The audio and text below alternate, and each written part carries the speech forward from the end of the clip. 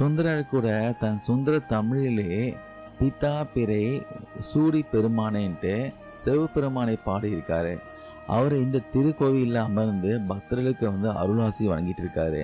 அப்படியே கொஞ்சம் நீங்க வெளியே வந்தோம்னா தொழில் வளர்ச்சிக்கு அருள் வழங்கும் ஸ்ரீ பைரவர் சன்னதியும் இருக்கு.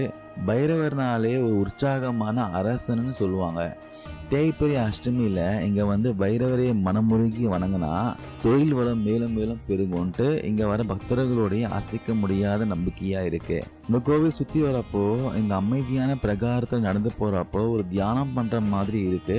இந்த கோவில கேரளாவில் அவதரித்து உலகத்துல ஆன்மீகத்தையும் அன்பையும் வளர்த்த ஸ்ரீ ஆதி சங்கரருக்கும் ஒரு தனி சன்னதி இருக்கு.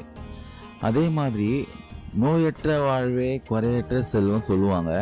நம்ம உடல் நலனையை பேணி காப்பதற்காக தேவர்களின் மருத்துவரான ஸ்ரீ தன்வந்திரி பகவானுக்கும் இங்க அமர்ந்து பக்தர்களின் எந்த நோய்க்கும் நல்ல ஆரோக்கியமான வாழ்வை மருந்தா தராரு. பொருள் இல்லாதவனை இந்த உலகம் மதிக்காதில்ல. அதனால இங்க வர பக்தர்களுக்கு வேண்டிய செல்வ வளங்களை வாரி வழங்க ஸ்ரீ மகாலட்சுமி தாயாரும் இங்க அமர்ந்து அருள் காட்சி கொடுக்கறாங்க.